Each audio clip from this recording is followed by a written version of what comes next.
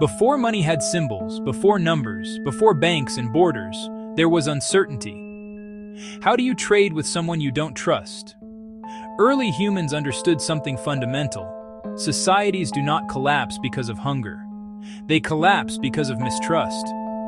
Gold did not create civilization. It stabilized it. This is the story of how a yellow metal became the foundation of power, how it forged empires, and why its shadow still hangs over the modern world.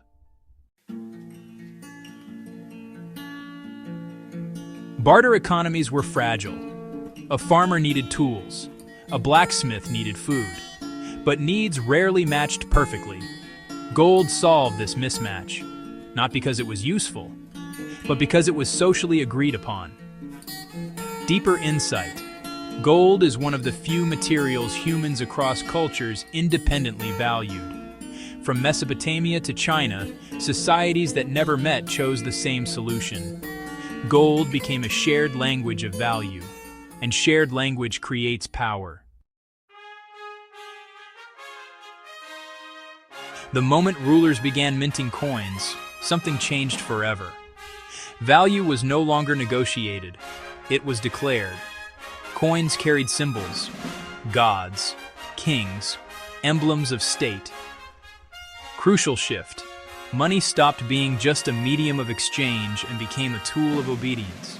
If you accepted the coin, you accepted the authority behind it.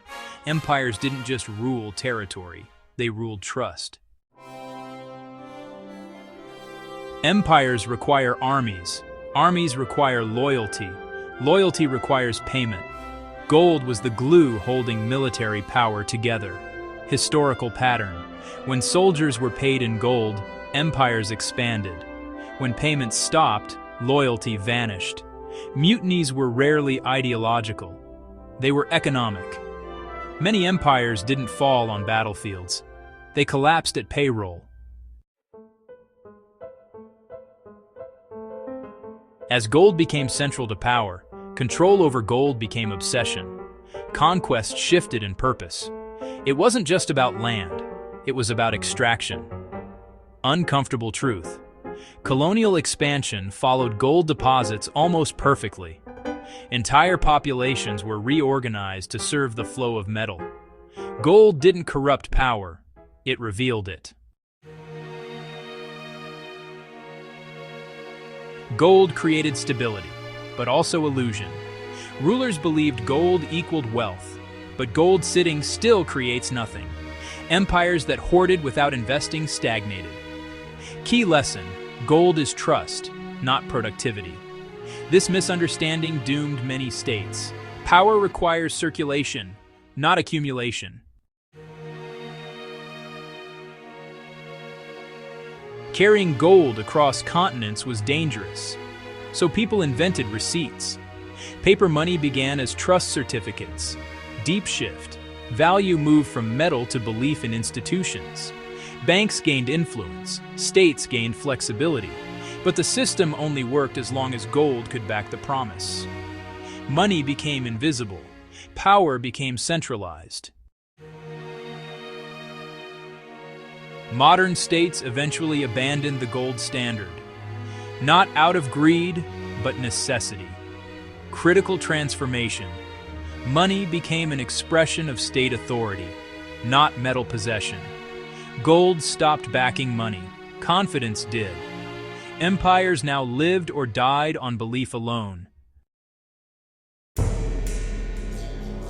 Despite everything, gold never lost its grip. In crises, people run back to it. Why? Because gold doesn't depend on governments, central banks, political stability. Psychological truth. Gold represents permanence in a world of promises. It is fear-proof money. Money was never about gold.